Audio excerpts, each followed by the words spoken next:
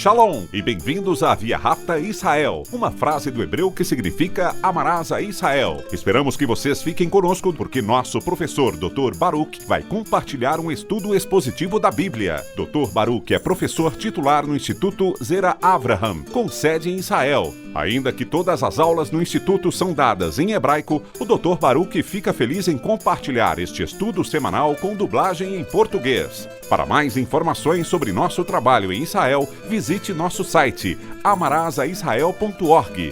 Fiquem agora com o Dr. Baruch e a aula de hoje.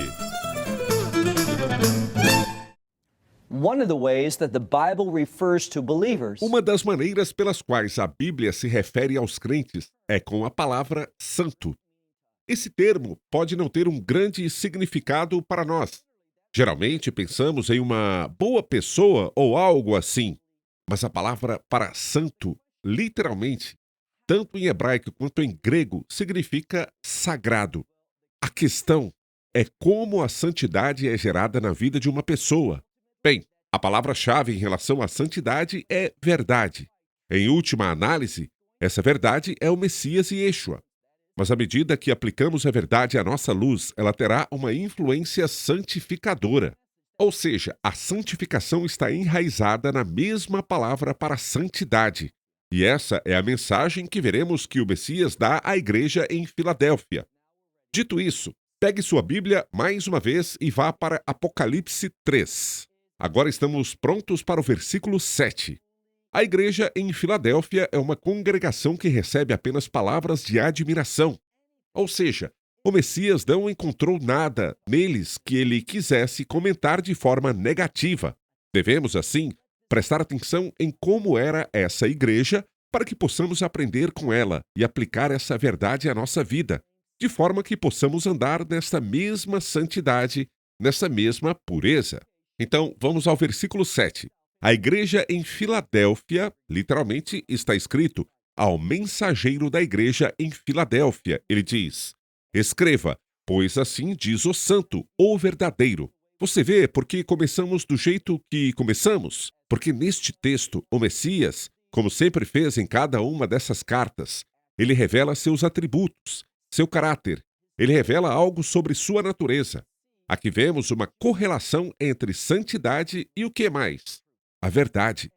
Esse é um fato que vemos em toda a Escritura. Quando não andamos na verdade, não manifestamos a santidade. Quando não aplicamos a verdade à nossa vida, não entendemos os propósitos de Deus. Por que digo propósitos? Porque há uma relação entre a santificação, a santidade e os propósitos de Deus. Olhe novamente.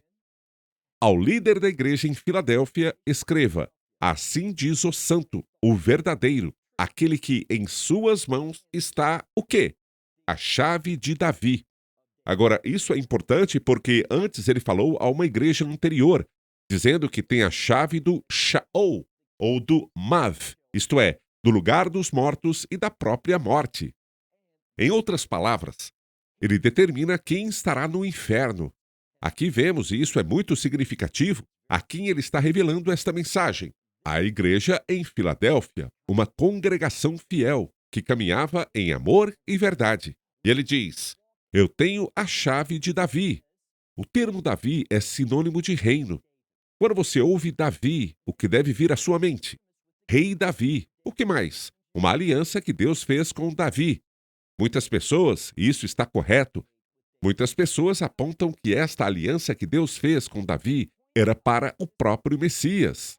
Mas era em relação ao Messias que estabeleceria o reino Davi. Davi e o reino sempre vão de mãos dadas. Então lemos aqui nesta passagem que em suas mãos está a chave de Davi. O que ele abre, ninguém pode fechar. E o que ele fecha, ninguém pode abrir. A que isso se refere? Trata-se de uma referência à segurança eterna presente nessa doutrina teológica. Eu percebo que muitas pessoas se opõem a isso. Outra maneira de entender é, uma vez salvo, sempre salvo. A preocupação deles é essa. Se alguém ouvir isso, será como dar a eles autorização para pecar. Não, não é. Pois, de acordo com o livro de Romanos, Qual é uma das principais razões que levam alguém a chegar à fé? Afastar-se do pecado. Se você é crente, você provou o pecado em sua vida, você conhece a disciplina, você experimentou uma amostra antecipada da consequência do pecado, que é a morte. Então, a última coisa que um crente vai querer fazer é ter autorização para pecar. Quando penso no pecado em minha vida, ele se torna sinônimo de tempos sombrios, tempos que foram dolorosos, que foram deprimentes, tempos em que não experimentei a vitória, tempos que foram vergonhosos. Então, por que eu iria querer autorização para pecar? É como dizer: eu quero que uma doença seja liberada em minha vida. Isso é ridículo. Então, o que eu quero? Bem, o que eu quero santidade e verdade. Então, o que ele diz aqui? Olhe com muita atenção, ele diz: a chave de Davi, o que ele abre, ninguém pode fechar, e o que ele fecha, ninguém pode abrir. O que significa que há uma natureza eterna nesta aliança. Aqueles que são salvos não podem deixar de ser salvos. Por que eu digo isso? Pense por um momento sobre a expressão a promessa do Evangelho. O que recebemos? Vida eterna.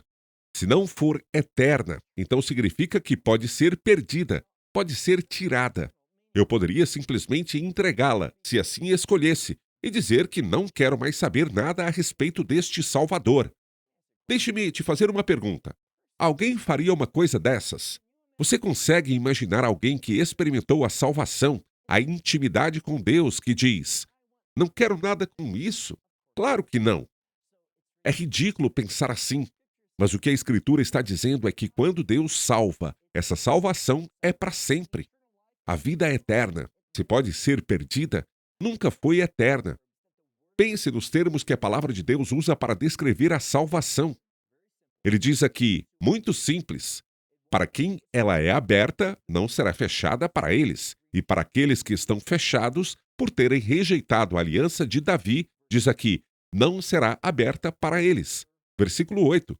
Pois eu conheço as suas obras. Outra vez, cada vez que cada igreja passa por uma avaliação, não se engane. Deus também está avaliando você, o que você faz, o que deixa de fazer. Terá sérias implicações na sua maturidade espiritual e no seu crescimento. Versículo 8. Eu conheço suas obras. Eis que coloquei diante de você uma porta aberta. Lembre-se com quem ele está falando. Ele está falando para essa igreja em Filadélfia, uma que demonstrou amor. Por que eu digo isso? O nome Filadélfia, escrito em grego, significa amar o seu irmão. E eles demonstraram isso. Mas, afinal, o que significa amar o seu irmão? Bem, nós conhecemos um termo muito importante em hebraico. Viahavta lareha kamoha. Ame o próximo como a si mesmo. O que ele está dizendo é isso. Quando exemplificamos a obediência à palavra de Deus, teremos uma porta aberta. Quando estivermos andando em obediência, o inimigo não será capaz do quê? De nos derrotar, de nos impedir. Então ele diz aqui: eis que coloquei diante de você uma porta aberta que ninguém poderá, o quê? Fechar. Pois o quê? Ele diz: pois embora você tenha pouca força, você fez algo. Você guardou a minha palavra e não negou o meu nome. Agora te pergunto, que palavra é equivalente a nome? Caráter. O que eu quero que você veja aqui é que há uma conexão entre a palavra de Deus e o nome do Messias. O que isso significa? Nome significa caráter. Por meio de nós, que caminhamos em obediência à palavra de Deus e a aplicamos em nossa vida, é que manifestaremos o nome, ou seja, o caráter de Deus. E é disso que se trata a verdadeira espiritualidade. Você sabe o que é vitória? A vitória é, não importa em que situação você se encontre, ela acontece quando, não importa o que esteja acontecendo ao seu redor, você está demonstrando o caráter de Deus. É isso que é vitória. Esse é o verdadeiro sucesso. Não importa onde você se encontre, demonstre seu caráter e você será vitorioso. Vamos seguir em frente. Versículo 8. De novo, ele diz: embora você tenha pouca força, você guardou a minha palavra e não negou o meu nome. Eis que aqui, ele diz, entrego aos homens que pertencem à sinagoga de Satanás. eu quero que você veja uma coisa muito importante aqui, que fala novamente sobre a sinagoga de Satanás. O que isso significa? Uma casa de reunião. Não leia isso como relacionado ao povo judeu devido ao termo sinagoga. Você pode visitar a Grécia hoje e encontrar lugares antigos que eles chamam de sinagogas. É o que consta na inscrição. Mas eles não tinham nada a ver com o culto judaico. Era simplesmente um centro comunitário. Aqui estamos falando sobre como esta igreja, mesmo diante daquela casa da Assembleia de Satanás, conseguiu vencê-la. Eles não permitiram que o inimigo tivesse influência sobre eles. Eles se mantiveram fiéis, caminharam na verdade de Deus. Olhe novamente, ele diz: Eis que farei com aqueles que são sinagoga de Satanás e que se dizem judeus. Mas o quê? Eles não são. O que isso significa? Os que dizem que estão louvando a Deus estão tentando justificar seus pecados. Porém, eles não estão me louvando. Eles não estão vivendo em obediência a mim, ele diz. Pois eles, o quê? Pois eles são mentirosos. Aqui, mais uma vez, é o Messias quem fala, e recebemos um chamado para proclamar a verdade em determinada situação, dizer o que é certo e dizer o que é errado. Uma das coisas é que, se você estivesse estudando para se tornar um rabino ortodoxo, uma das aulas que faria seria sobre Assorim Vum Mutarim. O que significa isso? São coisas proibidas e coisas permitidas. Preste atenção. Nós precisamos saber o que é certo e o que é errado. É isso que significa espiritualidade. Portanto, esta congregação era agradável porque eles estavam falando a verdade em uma situação e não se preocupando com qual seria a resposta pública. Eles estavam mais preocupados com qual seria a resposta divina. Ele diz: Eis que farei algo, ele diz. Eis que farei com que venham tais pessoas para prostrar-se diante de seus pés. Aqui está o que isso significa nesse contexto. Isso diz basicamente que aquelas pessoas que são mentirosas, que dizem que estão adorando e louvando a Deus, elas serão o quê? Elas serão trazidas sob sua autoridade. Sobre que isso fala? Sobre governo. Fala sobre como nós seremos mais vencedores. É disso que ele está falando. Ele diz: eles serão prostrados diante de seus pés e saberão o quê? Que eu os amei. Por que ele diz isso? Muito simples. Essa igreja que o Messias considera tão louvável é formada por aqueles que estão demonstrando algo. O que essas pessoas saberão? Elas saberão que Deus os ama. Como ele fez isso? Por meio do Messias Yeshua. E serão eles, ao triunfarem contra os ataques e os propósitos de Satanás, que terão este feito reconhecido por quem? Pelos seus inimigos. Alguns chegam a interpretar isso como algo que os levará ao arrependimento e à adoração ao Deus verdadeiro. Por quê? Porque eles verão o amor de Deus na vida desta congregação. Vá agora para o versículo 10, que diz: Como o quê? Como você guardou a palavra. Com o quê? Com paciência, com a minha paciência. E porque você fez isso, eu o protegerei do tempo da aflição que está chegando sobre o mundo inteiro. Aqui, novamente, sobre o que ele está falando. Ele está falando sobre a última metade do período de 7 anos. Veja bem, entenda porque esta passagem, estou falando de Apocalipse 2 e 3, é uma mensagem do Messias para que possamos entender sua identidade, que possamos entender sua obra em nossa vida, que possamos entender o chamado que ele nos deu e sermos fiéis nos primeiros 3 anos e meio. Mas você sabe, as pessoas podem dizer: Ei, espere um segundo. Eu pensei que seríamos retirados antes dos 7 anos. Bem, há um problema com relação a isso. Em primeiro lugar, a questão é: os últimos 7 anos são um período de tribulação? Sim, são. É o mesmo tipo de tribulação durante todo esse tempo? Não, não é. À medida que continuarmos no livro do Apocalipse, isso ficará muito claro. Mas há um acontecimento muito importante para nós compreendermos, que é a abominação da desolação. Tanto no livro de Daniel quanto em Mateus 24, vemos uma coisa. Nós vemos que a abominação da desolação. O que é isso? É quando o anticristo entra no Santo dos Santos. Sabe o que isso significa?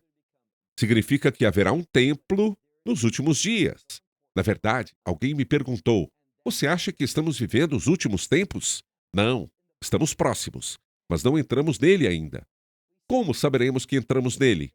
Bem, duas coisas terão que acontecer. Uma é a batalha.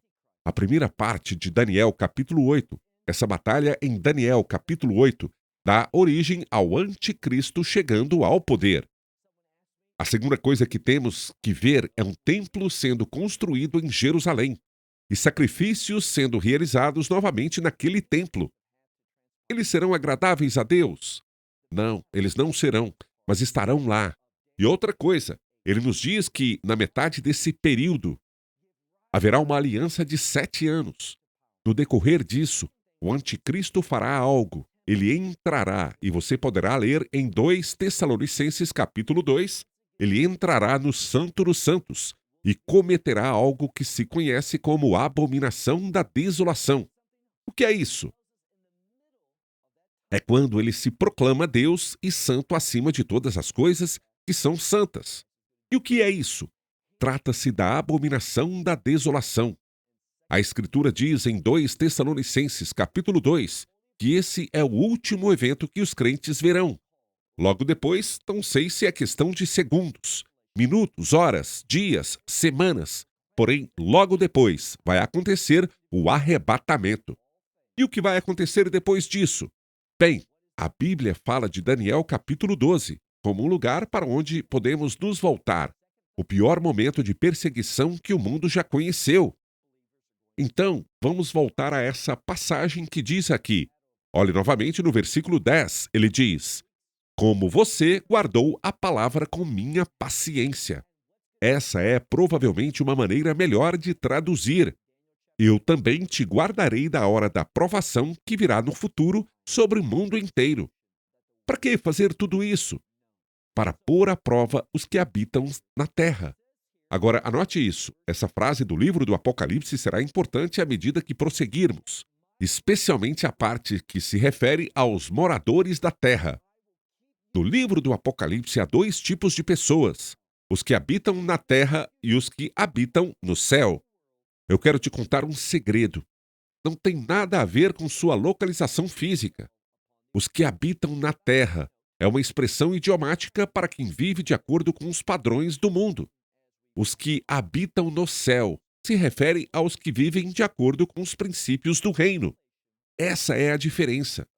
O que vemos aqui é o seguinte: depois do arrebatamento, ou seja, é então que Deus reunirá todos os crentes. O Messias voltará ao céu e todos serão ajuntados por ele. Todos os que sobrarem não serão salvos. Haverá alguns da casa de Israel que não serão salvos, e também alguns dos gentios que não alcançarão a salvação. Mas haverá um remanescente de ambos que virá à fé. Mas eles irão com que objetivo?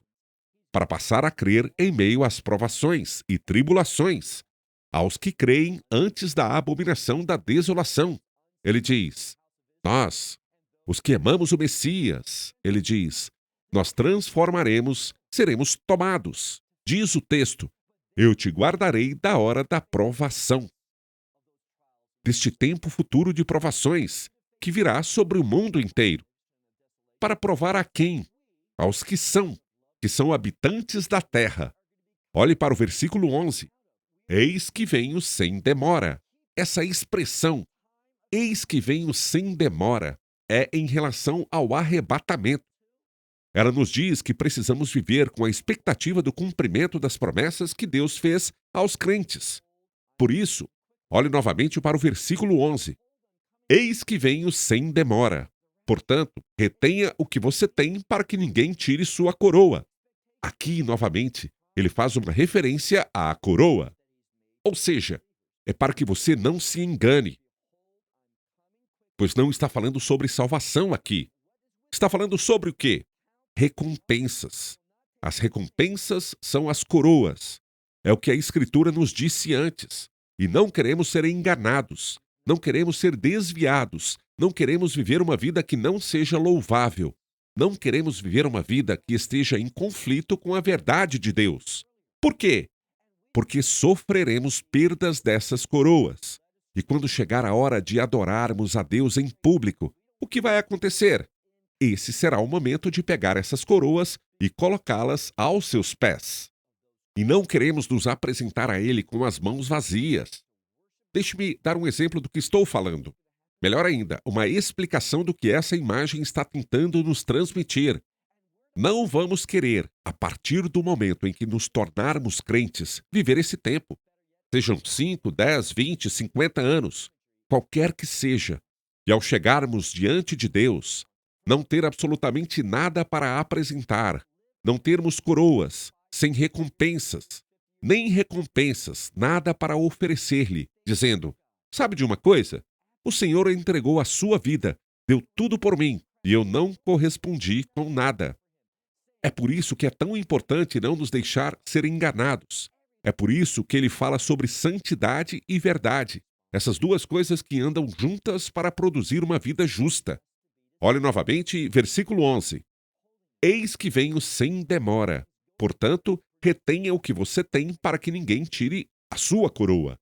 Pois aquele que vencer, lembre-se de como ele lidera. Aquele que vencer, ele diz: farei do vencedor uma coluna do santuário de Deus. Agora, observe esta imagem importante aqui. Do que tudo isso está falando? Ele fala sobre o santuário do meu Deus, uma coluna para permanecer. Há algumas horas atrás, eu estava conversando com um amigo sobre esta palavra em hebraico. A mud, uma coluna. E o que ela faz é prover apoio, fundamento. Quando chegarmos ao final do livro do Apocalipse, falaremos sobre a Nova Jerusalém. Falaremos sobre muros, pilares de fundação e coisas assim. E você não gostaria de estar presente? Ou seja, você não quer fazer parte da construção da casa de Deus, que é o seu corpo? Com qual propósito? De adorá-lo. Precisamos lembrar que Deus nos criou à sua imagem. Essa é uma expressão em relação à adoração. Então, o que está falando aqui é que podemos nos submeter à verdade. Podemos obedecer à palavra de Deus para que possamos cumprir o que Deus nos criou para sermos. Indivíduos que o adoram. E que possamos ser o fundamento dessa adoração, para que possamos ser a base do que está sendo oferecido a Deus pela oração. Então diz aqui, o vencedor, ele diz: eu farei dele uma coluna no santuário do meu Deus e dali ele jamais sairá. Ou seja, teremos intimidade contínua com ele. Escreverei nele o nome do meu Deus e o nome da cidade de Deus, a Nova Jerusalém. E insisto, Jerusalém, nesta nova forma, é equivalente ao reino. O que ele vai fazer? Ele vai fazer o quê? Ele vai escrever o nome do meu Deus e da cidade do meu Deus, a Nova Jerusalém. Sobre o que ele fala da Nova Jerusalém? Sobre herança. O que vamos herdar? Herdar a vontade, os propósitos de Deus. Observe sobre o que ele fala depois sobre esta Nova Jerusalém. E uma das coisas que João faz é isso.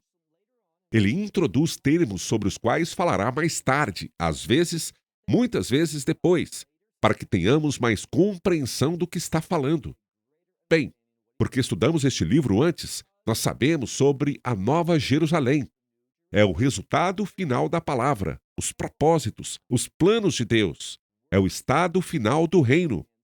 O que ele está dizendo aqui a esta congregação?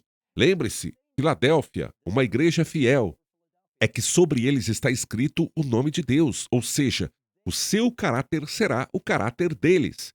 E o que eles irão fazer?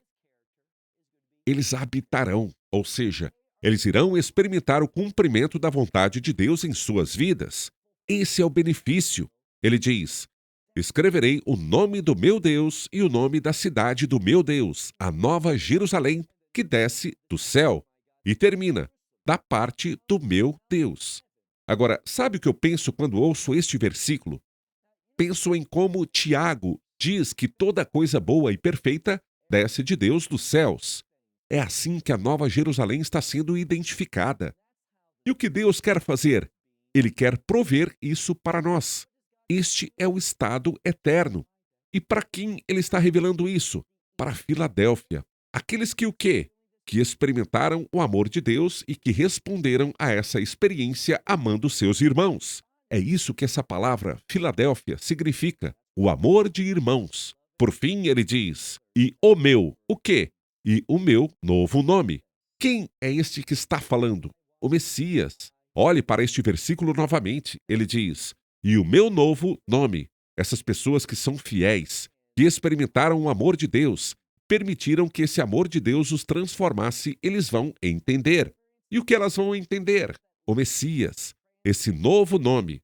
Mas o que isso significa? Sua verdadeira identidade. Quando diz novo nome, essa é uma característica do reino. Mas agora, onde vemos isso na Escritura? Bem, nós podemos ver isso quando o Messias, lembra? Após ressuscitar dos mortos, disse a Miriam, que é Maria, não me toque, pois ainda não subi ao Pai. O que está nos dizendo aqui é que ele é único, singular, depois da ressurreição. E vamos experimentar isso. Ele prometeu. Versículo 13. Aquele que tem ouvidos, ouça. Ou seja, responda ao que o Espírito diz às igrejas. E lembre-se que está no plural. Portanto, o que eu quero dizer ao terminar esta mensagem é simplesmente o seguinte: somos realmente a igreja da Filadélfia? É isso que estamos tentando exemplificar em nossa vida? Será que temos andado nesse nível de obediência? E qual é a chave para a obediência? O que aprendemos aqui, vimos muitas vezes nesta mensagem: o amor. Por isso, minha mensagem para você é que expresse o amor de Deus que transforma a sua vida e a minha vida. Assim, terminamos por aqui. Até a próxima semana. Esperamos que você tenha desfrutado da aula de hoje e que possa compartilhá-la com outros. Te convidamos a participar e nos acompanhar a cada semana, a esta hora e por este canal, em mais um episódio de Amarás a Israel. Para mais informações em português, visite amarasaisrael.org, onde encontrará muitos outros estudos realizados pelo Dr. Baruch. Até a próxima semana. Que Deus, nosso Messias e Yeshua, nosso Senhor Jesus Cristo, te abençoe durante a sua caminhada com Ele. Shalom, desde Israel.